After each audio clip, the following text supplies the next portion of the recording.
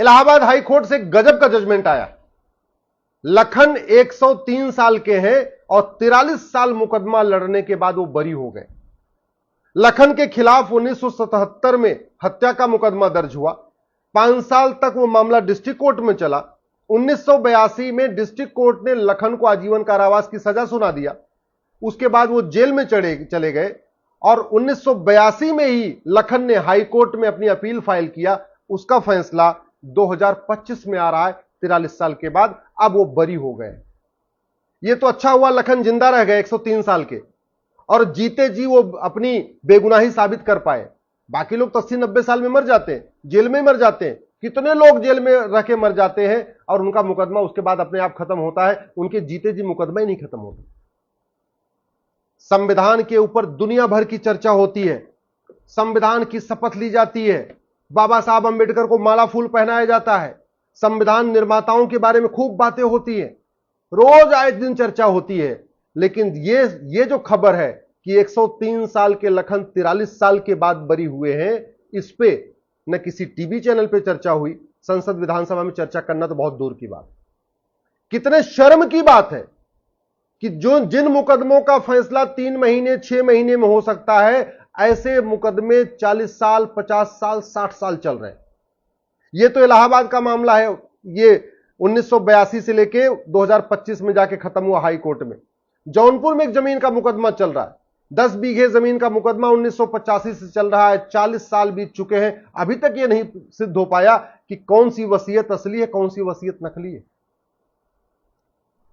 1990 में कश्मीर में जिसने हमारे एयरफोर्स के जवानों को मारा था, आज भी वो जेल में बैठ के बिरयानी खा रहा है।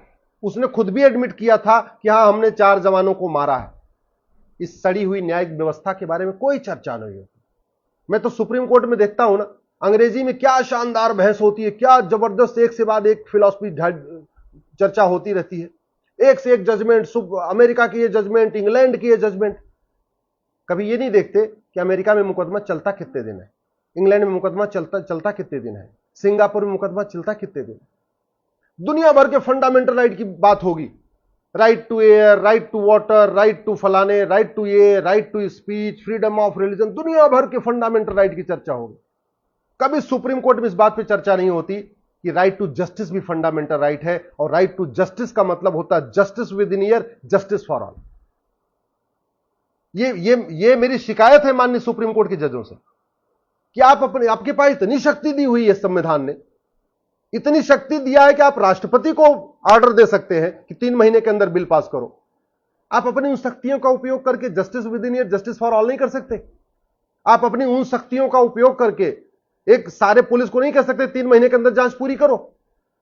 आप अपनी सुप्रीम कोर्ट की जो अनलिमिटेड पावर दी हुई है संविधान ने आपको, आप उन शक्तियों का उपयोग करके झूठी शिकायत बंद नहीं करा सकते, झूठी गवाही नहीं बंद करा सकते, झूठी जांच आप नहीं रोक पा रहे हो, झूठे कागज बनते जा रहे हैं, आप इनको रोक नहीं पा रहे हो। अरे संविधान में नहीं लिखा है नार्को पॉलीग्राफ ब्रेन मैपिंग, वो इसलिए नहीं लिखा है कि जब संविधान बन रहा था तो narco polygraph brain mapping test नाम की कोई चीज होगी, ये संविधान निर्माताओं को पता ही नहीं थी, ये तो बाद में आया है। तो नहीं आया तो आप उसको अपने फैसले में देके नहीं कह सकते भाई ये काम करो, जहां मामला कोई ना मिल रहा हो, जहां कोई एविडेंस नहीं मिल रहा हो, कोई गवाही देने के लिए नहीं तैयार हो, तो सीधे सीधे जिसके ऊपर आरोप है उसका narco polygraph brain mapping test करो और टेस्ट करके उसकी रिपोर्ट के आधार पर सजा सुना दो। आखिर दुनिया में है ना, ऐसा तो है नहीं कि दुनिया में है नहीं, लेकिन नहीं हो रहा। जानते हैं क्यों?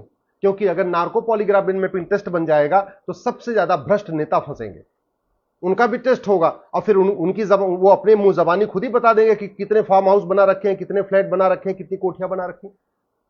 नार्को पॉलीग्राफ ब्रेन मैपिंग कानून बन जाएगा तो सबसे ज्यादा जज और नौकर साहब फंसेंगे, भ्रष्ट जज फंसेंगे, भ्रष्ट नौकर साहब फंसेंगे। इसलिए भारत में नार्को पॉलीग्राफ ब्रेन मैपिंग के ऊपर न संसद में चर्चा हो रही है, न सुप्रीम कोर्ट में चर्चा हो रही है। जस्टिस विद इन ईयर हो जाएगा तो ये जो भ्रष्ट नेता है ये फंसेंगे, भ्रष्ट जो है जज फंसेंगे और भ्रष्ट नौकर साहब फंसेंगे। इसीलिए भारत में जस्टिस विद इन ईयर के ऊपर चर्चा नहीं हो रही। 99% लोग भारत के ईमानदार हैं, 99% भारतीय ईमानदारी से रहना चाहते हैं। वो चाहते हैं कि भ्रष्टाचार अपराध खत्म हो जाए और जस्टिस विद इन ईयर लागू हो जाए तो भ्रष्टाचार भी खत्म हो जाएगा, अपराध भी खत्म हो जाएगा। लेकिन 1% जो नेता, ये 1% जो भ्रष्ट लोग हैं, चाहे वो भ्रष्ट नेता हो, चाहे भ्रष्ट जज हो, चाहे भ्रष्ट नौकरशाह, ये नहीं चाहते भारत में जस्टिस विद इन ईयर लागू हो। इसीलिए न संसद में चर्चा हो रही जस्टिस विद इन ईयर के ऊपर, न सुप्रीम कोर्ट में चर्चा हो रही जस्टिस विद इन ईयर के ऊपर। दुनिया भर की बातें होंगी, freedom of speech, freedom of religion, freedom of फलाने, फ्रीडम ऑफ ढेकाने, सारे फंडामेंटल राइट की बात। और संविधान राइट टू जस्टिस कहता है, आर्टिकल 21 भी राइट टू जस्टिस कहता है, आर्टिकल 39A भी राइट टू जस्टिस कहता है। और राइट टू जस्टिस का मतलब स्वाभाविक सी बात है, justice with in year, justice for all. न इसमें हाईकोर्ट में चर्चा हो रही है, न इसमें सुप्रीम कोर्ट में चर्चा हो रही है, न इस पर लोकसभा में चर्चा हो रही है, न इसमें राज्यसभा में चर्चा हो रही है, न विधानसभा में चर्चा हो रही है। लोग तड़प तड़प के मर रहे हैं, लोग कोर्ट से परेशान होकर, तारीख से तारीख पे परेशान होकर मर रहे हैं, आत्महत्या कर रहे हैं। जितने लोग आतंकवाद के शिकार होते हैं, उससे ज्यादा इस भ्रष्ट व्यवस्था के शिकार हो जा रहे हैं।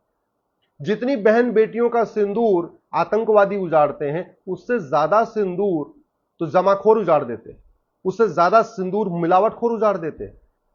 हमारे देश में हजारों लोग जमाखोरी के कारण मरते हैं, हजारों लोग मिलावटखोरी के कारण मरते हैं, हजारों लोग कालाबाजारी के कारण मरते हैं, हजारों लोग मुनाफाखोरी कारण के मर जाते हैं, हजारों लोग सड़क रोड एक्सीडेंट में मर जाते हैं, हजारों लोग नकली दूध, नकली घी और नकली मक्खन खा के मर जाते हैं, हजारों लोग air pollution, water pollution, noise pollution के कारण मर जाते हैं, हजारों 5 लाख बहन बेटियां तो हर साल ऐसे ही गायब हो रही हैं। क्या है मूल कारण? मूल कारण यह कि अपहरण करने वालों को सजा नहीं मिलती, न किसी की नागरिकता खत्म होती है, न किसी को फांसी होती है, न किसी की 100% प्रॉपर्टी जब्त होती है। अगर जस्टिस विद इन ईयर हो जाए, मैं गारंटी के साथ कहता हूं, मुकदमों का फैसला अगर 1-1 साल में शुरू हो जाए, तो ये थाना जो भ्रष्टाचार का अड्डा बना हुआ है ना, ये बाकायदा एक प्राथमिक सुरक्षा केंद्र बन जाएगा। अगर भारत में कानून कठोर हो और लोगों को फटाफट सजा मिलना शुरू हो जाए, जो तहसील भ्रष्टाचार का अड्डा बना हुआ है, दलाली का अड्डा बना हुआ है, कमीशन खोरी का अड्डा बना हुआ है, जहां फर्जी वसीयत बन जाती है, फर्जी डोमिसाइल सर्टिफिकेट बन जाता है, ये सारा फर्जीवाड़ा रुक जाएगा। अगर जस्ट कानून कठोर हो और 1-1 साल के अंदर सजा हो जाए, तो घूसखोरी, कमीशन खोरी, जमाखोरी, मिलावटखोरी, कालाबाजारी खत्म हो जाएगी। कानून कठोर हो और 1-1 साल के अंदर सजा हो जाए, लेखपाल, पटवारी, हवलदार, थानेदार, ये पेशकार, ये ईमानदार हो जाएंगे, मजबूरी में ईमानदार हो जाएंगे, पैसा देने पे भी नहीं लेंगे। कानून ऐसा खौफनाक होता है।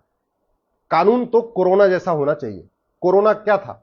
कोरोना काल में किसी की हिम्मत नहीं थी किसी को हाथ लगाने की, किसी की हिम्मत नहीं थी नोट को हाथ लगाने की। आज आखिर सारे घूसखोर नोट लेते रहते हैं ना, क्यों ले रहे हैं? उनको पता है नोट लेने में आनंद है, इससे हम खर्च करेंगे।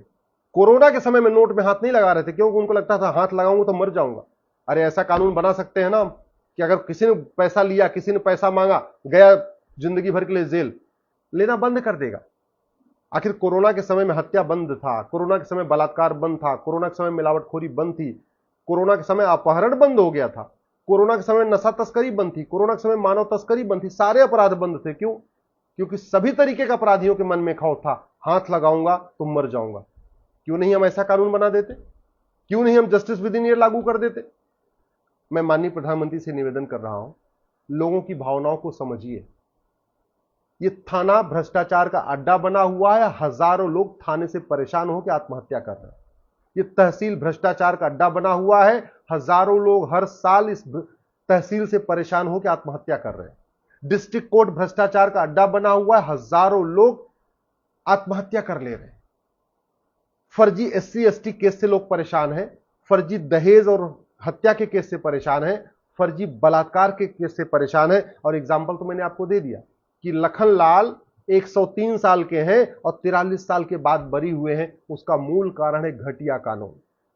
संविधान राइट टू जस्टिस कहता है, संविधान जस्टिस विद इन ईयर कहता है, संविधान जस्टिस फॉर ऑल कहता है, सब कुछ कहता है। दुर्भाग्यवश न जस्टिस विद इन ईयर पे चर्चा हो रही है, न जस्टिस फॉर ऑल पे चर्चा हो रही है। इसलिए मैं माननीय सुप्रीम कोर्ट से भी निवेदन करता हूं, मैं सरकार से निवेदन कर रहा हूं कि भारत में justice with in year, justice for all करिए।